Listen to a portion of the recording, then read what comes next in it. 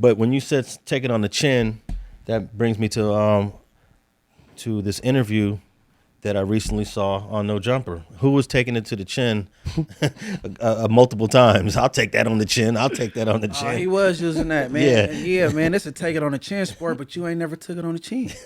I ain't watched the interview. Oh, you haven't watched the interview? Of course not. Ah.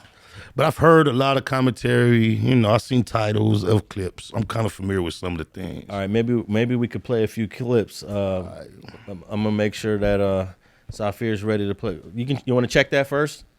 But what did you think of it, Munch? The interview? I could stomach it, you know why? Cause I came to the realization probably like late last year or probably earlier this year that Wack is an entertainer, like WWE. You know what I mean? And I heard over and over again the yelling he do over phones and shit like that, and he's really a good guy. You know what I'm saying? yeah. Like, so I'm like, man, but he's also a master manipulator. He played cool with him the whole time, got him up there, and effed him over. And he looked as silly. He got son, and he looked like Adam, like, man, stall him out. that's what I was getting from me. Like, God damn, dude. Yeah, you missed. I know you're not fans of both of those guys, but you missed a soft. I would say a soft mark out. Is that right? Is that the best way to put it? Passive aggressively. Yeah, passive aggressive mark out. Mm-hmm. You know. So holding on 100 marked out Snoopy BadAzz. He did what he should have did. He did what he should have did to Tekashi. He should have held him to the same standard. Yeah. Okay. But he did it in a respectful way. But no arguing, no yelling. Just it's more dear to him because he's portraying to be a pyro. So he had to check him. You know what I mean? Yeah. Versus, like, it's clear he don't respect the gang culture in New York. I didn't watch that over and over on. Unless it's Cardi B being involved, he be on her nuts. All right, let's play a couple. I got a few clips here from that interview. That I was actually surprised that Adam is even still interviewing some of these cats. April 1st, he wore a rainbow Speedo and hugged up with another guy for fun, and said he was just playing. He don't surprise me at all no more. But on Rachel Hart, I asked him, "Would you interview him again?" He said, "Yeah, yeah, he did say that. He did say that.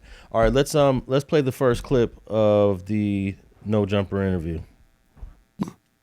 Ignores the politics, and I can tell he's a renegade. It's not intentional. He's just careless. Even that day, why is you down there with slippers on? Oh, let's keep it gangster. Why are the slippers the issue? Hey, but because that's a violation. That's a violation. You know what I'm saying? But what you don't understand, I've had Bloods put this on me in public too. I'm at the fucking Novo and slides and they're on me. I was out of pocket. I was slipping. I'm dumbass. But look. Wait. Where he's that at wasn't in my his apartment life. complex. Hold on. Wait. That wasn't. I wasn't running up to my house. Mr. Point. That's just that. The point is, where you at in your life with everything going on? Yeah. Slippers? Yeah, I'm out of pocket. Like everything. He called himself, I was a dumbass for that. You know. Hey, man. I mean, I wouldn't call him careless. I think he got side effects from doing drugs too long. He admitted in that same interview, but you currently doing it. It shows when you make posts and then I guess when you come down you delete them. And, he did admit to doing cocaine. He did admit to being what did he say, a powder head or using powder? And we have him on record of denying this in the past. Wow. So he admitted it on in this interview. But you know what? Powder Ranger dropping. I ain't coming with Powder Ranger. I'm gonna save that. That's a good one though. Hey, I remember in the '80s, a lot of dudes from different sections used to wear these house shoes you'd buy from the swap meet. They had very soft bottoms. Corduroy. Yeah, the corduroy house shoes. No, but they got the house shoes with the hard bottom now, almost like the Cortez bottom now. Okay, well, if anyone has 1980s house shoes, you felt everything when you walked in those. You know, I could never, and you just slid your foot in them like slippers. You remember those? That rule about the house shoes is some jailhouse shit. Niggas tried to bleed it over to the streets, but that shit ain't never stuck in the streets. That's some jailhouse shit, because if you get caught slipping out here with your feet ain't right, you vulnerable. So if a homie catch you out on the floor on the day room and you got your shower shoes on, you gotta do some push-ups. But that ain't no shit no niggas really. Probably in certain hoods, it was a real thing on the street. Homies done got DP for being in the hood with house shoes. Yeah. Yeah. Niggas done got DP and shit. Yeah, I remember in the 80s, everybody wore these house shoes. Yeah, my hood too. Everybody wore them. The black corduroy ones. The blue ones, black. Yeah. Even the bandana kind. Oh yeah, do they even sell those still in the swap meet to this day? Yeah. Yeah, nobody wearing them though. I wore some. Recently I had. Oh, you did have some. But it was an odd occasion. Yeah. An odd occurrence, yeah. Okay. Let's go to the next clip. Clip number 2. Yeah, they What's the name of that? Sex Cash or something? It's a little clique called Sex Cash that had blood, like LA Bloods and Crips in it mixed in one. Okay, now, how many power rules was in that? Shit, a gang of them. Oh. A lot of power rules. So one nigga from the mob. I don't know what he going by from the mob.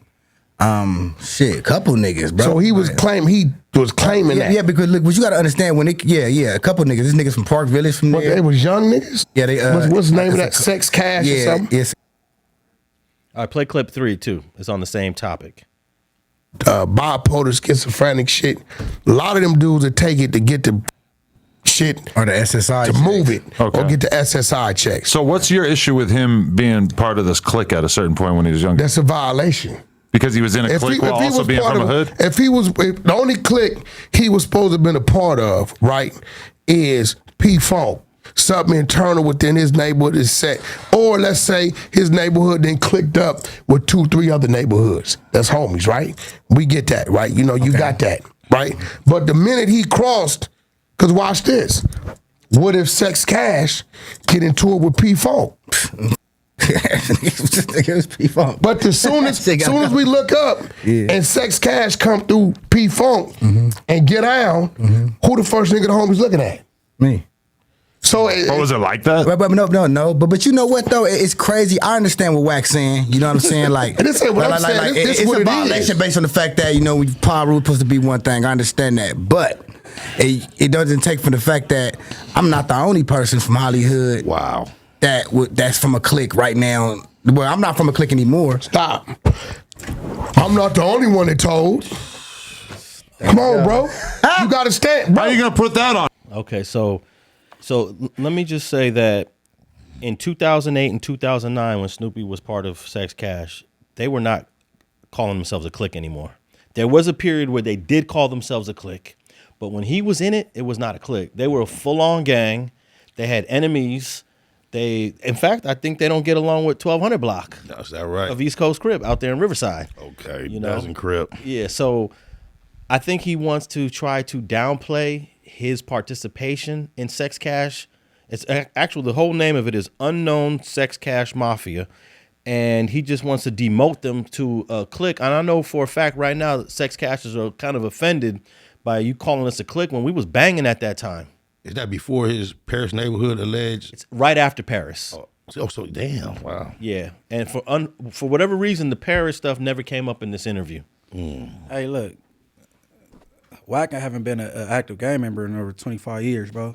So he talking about what's rules and all that. It's a lot of people that's a part of a clique and from an actual gang. You know what I'm saying? I didn't see any but you don't make the rules for everybody, bro. You don't make the rules for everybody. That might just be the group of niggas you hang with, that's your clique or whatever, and then you from so and so Paru or whatever. You know what I'm saying? But shit.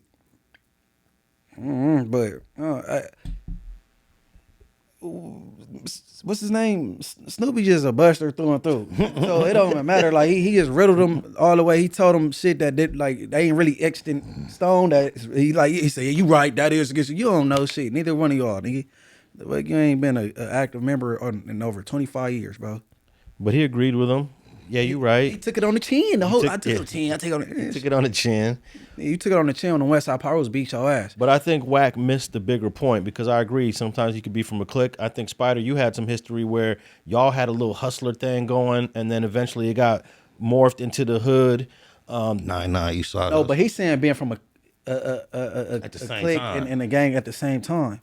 I mean, I do know of some examples of that. I know around over here, there used to be this thing called Gramercy Street Hustler, and there were some Gramercy Street Hustlers that had dual affiliation with the Bloods. Right. They were Bloods, but they were also Gramercy Street Hustlers. Not all Bloods were Gramercy Street Hustlers, and not all Gramercy Street Hustlers were Bloods, but there were those few dudes that had that double affiliation. And you will have niggas that they from a clique at school, and then they be from a hood, and But it's examples of that. But the biggest point I think that he missed was that when he was a part of it, they were full on gangbanging. And I'm sure everybody's seen that picture of when he was T Prince At the funeral. At the funeral, if you look at the shirt, it's got all the hoods that whacked out, all their enemies, and they're at a funeral of a brother named Daryl Hosey that got killed in gangbanging.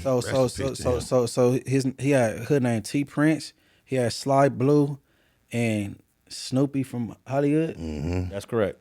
Okay, but see now, keep in mind he twisted his timeline up because he told him he was from Paru, came on and was a part of the clique, but I think he's from part of the clique. He just mixed it up though to work in his favor. Oh yeah. You see what he did with his age? May 30th, he told them people that he was 34, and a day later was his birthday, May 31st, and he actually turned 39. So he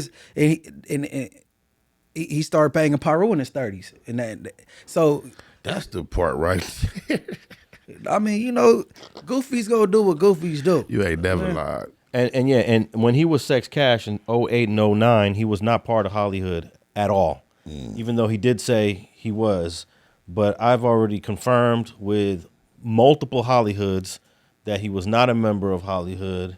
That didn't come until the teens. Wow. The teens, the 2000 teens. You got to be kidding me. Hey, but he don't. Okay, now I ain't gotta say his name. He came along with a buddy that's an actual Paru, and Wack talking to him outside, and his boy said, "Man, Wack, man, he just never been laced. Even when he came home from prison, he wasn't laced. So your boy you hang with every day, say something like that, and you go get back in the car with him. I mean, you know yourself that you're a goofy, you know what I'm saying? And then you say it's not a big thing, a big hooray to be from Hollywood, but then you leave and get way away from Wack, and then you get on camera and say, "And can nobody ever take my flag from me? I'm Paru." Bloody Mary, that's on Paru Love. She wasn't a Paru. Yes, she was. That's what I'm saying. That's how you know you was an out of towner. Wait. Nina X wasn't no Paru, bro. Who? Nina X. Bro, she was from Avenue Paru. All right, I'm through. You a Crip. I was in the studio with her too for quite a few times. You a Crip, bro. I'm not tripping on that. All right, I'm saying right, like I'm wrong. That's how So she was from Red Rums section. I known her to be Nina X, a Black Power rapper, until she got that lick. But did you start off as a gangster rapper, or you was more? I mean, at battle. at the time that record was out, she went back to No, I'm talking about you. No, I'm not talking about me. I'm talking about I'm her. talking about you. I asked you a question. I know. I'm just trying to my history of my knowledge of her at that time. That record came out. This is what we wanted. I will get to that. This is what we was waiting for. No. I can't ask you a question. Let me say this: Leon Haywood Studios. I used to be recording with her. So I understand that. I'm not talking about me though. We talking about her. I'm asking you a question though. I can't ask you a question. You do interviews all the time. But I'm just saying, we're not doing an interview now. But I started rapping way before Gangbang. Yes, I did. Hey. Way before. No. I'm saying you started off. You was more lyrical. You know what I'm saying? Way before Gangbang, I was rapping. I was rapping in church as a kid, like young. It's not different. It's different. Right. I knew her as a young adult, teenager, whatever she was, and I knew her after Pyru Love, and she was on some straight Ascari X, Nina X, and I was told that she only did that for the album. If she got turned out after that, that may be a case. But we used to record at Leon Haywood Studio on Rodeo and Crenshaw E-Gym in the back alley all the time. She's from Avenue Pyro. I take that from you. I'm not arguing with you. Yeah. But I remember back then they were saying she wasn't, and I used to be with her, and she was a square like rapper. She probably got turned out afterward. Is she cool with that being out there though? I don't think she alive no more. She's resting, bro. Oh, is that right? Okay. Yeah, like man, the game Goofy BadAzz said she's from Ohio. Yeah, a lot of people. My dad's from Memphis. What are you talking about? What do that mean? All these founders. You know, I ain't trying to like agree with him, but I've been under that impression all my life that she wasn't really no damo. She's from Ohio, boyfriend from Fruitown, and she. But she came out. She came out here young. She came to Inglewood young. I can't say I can't say when she touched Inglewood. Okay. I had a song with her where she. I used to always remember that she came in the studio and she wrote. The name of the song was called Slaughter or something. But she wrote the whole word on the side of the paper. SLAUG. She wrote that shit down and she came in. She said, Nina X says S means slaughter, the devil's daughter. Then she went to the next word. E is the letter that mean every nigga order. The T, terminate. I never seen nobody do no shit like that. Some real MC shit. Okay. We'll take Red Rum was a real MC though. Red Rum, my nigga too, rest in peace. Was a real MC though, like, you know what I'm saying? All right, we're gonna move on to clip number 4 of this interview, and then we got one more after that. So run clip 4. Get up there, Munchie can rap. I'm done with it. I don't even. Bro, I don't even want to. if you don't fuck with a nigga, that's cool. I don't like him. That's, Fuck him. you ain't gotta he like. sucks to me. He sucks to me. So you think you can out rap Munchie B? Yeah, of course. I tell you what, you know I'm launching the Underground podcast, right? I'm gonna get with Munchie. We gonna do song for song with 2 songs. Let's do it. Put them up on the streaming platform. do it. Get them both on the same beat so we can actually judge them they gonna be on side the by same side. Beat. They gonna get on the same beat. We gonna put them up on the the NoJumper playlist, right? And we gonna kick it off with that. Then we don't have to have them in the same room. So it's like I believe, and I've never met Munchie B, but I've heard his music. I believe he can rap. Okay. But we're gonna let the people determine. That's your Munchie B. I mean, you know, want to take the fade? I get you the beat. DJ Mackey, give me a beat. And I'm still offering that fade where I put the patch on and whoop your ass too. What you mean? What the fuck are you talking? What you going? He said, "What the fuck?" Hey, let me say this. Even though Munchie B does not take rapping as serious like I think he should, his catalog on YouTube far outperforms. If you ever looked at the numbers, if you looked at the analytics, it outperforms Snoopy BadAzz's catalog. Man, there's so many categories where he outweighs Snoopy. Just start with the authenticity. We just start there. We just leave it at that. But there's so many other categories. Yeah, that's a slam dunk right there. Yeah. But if we sticking strictly to music, I will say this: Snoopy BadAzz can pick some fire beats every once in a while. Sometimes I wonder, oh, this is a nice little beat right here. This is a nice little track he got. You know, he finds him some good beats. But in terms of out rapping Munchie, no. I know everyone's gonna say you biased, but no, just go to Munchie B's channel on YouTube. What is it? Money Over Morals? Morals Over Money. Morals Over Money. 92. And then sort his music videos from most viewed to least viewed. Do the same thing for Snoopy, and then compare. I mean, without the numbers, I'm not even going off numbers. I put Kickin' Cat Being Bull, Munchie B's one of his most latest singles up against any record Snoopy BadAzz got out on the market. That motherfucker's a vibe. Banger. Hey, Snoopy, you entitled to your opinion. You know what I'm saying? But I just throw up a song, a snippet with your baby mama and myself, and everybody in the comments agree that it's a slapper. I mean, but you know, everybody got an opinion. You know what I'm saying? You know what I'm saying? Well, let me say this: in hip hop, you supposed to think you the best. You're supposed to think you better than everyone. How do you answer a question like that when you're clearly not better than the other person? But this is hip hop. Oh, it's okay to say it in the sense of hip hop, but he was so emotionally involved in the conversation before it even get formed. You knew what he was on. It wasn't about hip really being competitive as an MC. He was already talking about fighting with a patch on. He was just trying to be disrespectful. God bless that man. And then also, Amen. You put out They Not Like Us. He put out a They Not Like Us, and yours got way more emotion just in those two songs. But I told the truth through and through, and he said, watch me around his daughters and all this. You know, he said you got Lil Doc from East Coast locked up. Can you believe that? He just made shit up. But I really got hair from your baby mama. You really got TC locked up. You really got up them stairs. I think you should have run a different direction away from the kids. But it's kids up here, and you put your kids in danger. But but I told the truth in the song. That's all. Mm-hmm. Reggie Wright, you a pig, not a pirate. You know what I'm saying? That was the flyest line to me. Yeah. On my mama. I ain't lying. That was clever. Hey, what do you think about lyrics in hip hop? Should they always be accurate, authentic? Because I was having this conversation with one of Snoopy's dudes, and he was just like, I was saying basically, Snoopy lied all in his song. dude is like, hey, this is rap, this is hip hop.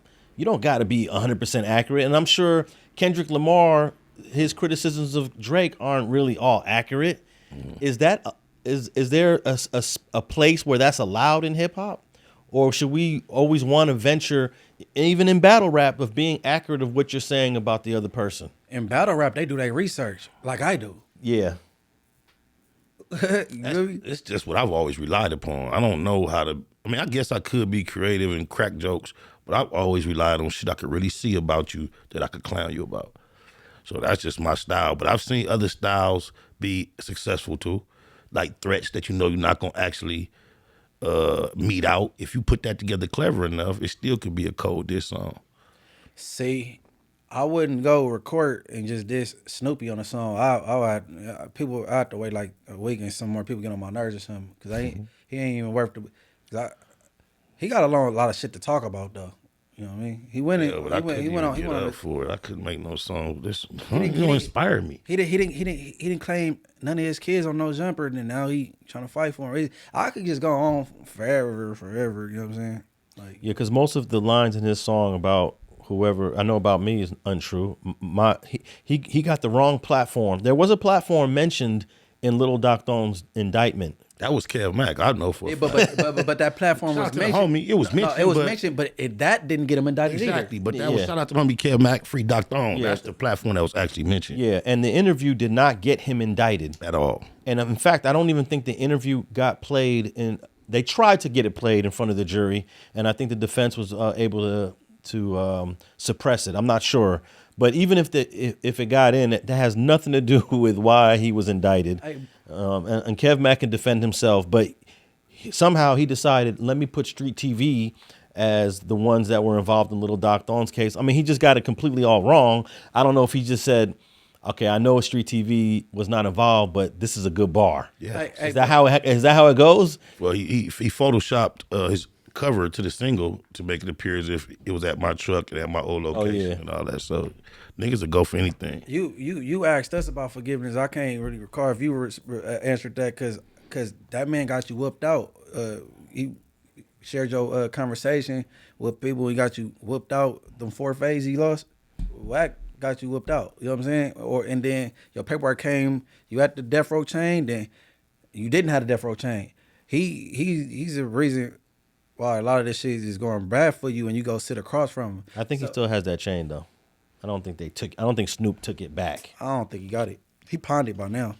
Yeah, I don't think he took it back either though, but he might not have it. I don't think he got it. He ain't got it in his possession. He's a bum. He's a nomad. And also, I want to give credit to the guy that actually first put that work out there. A lot of people think Wack was the one, but it was actually Cash Boy Tax from Sex Cash.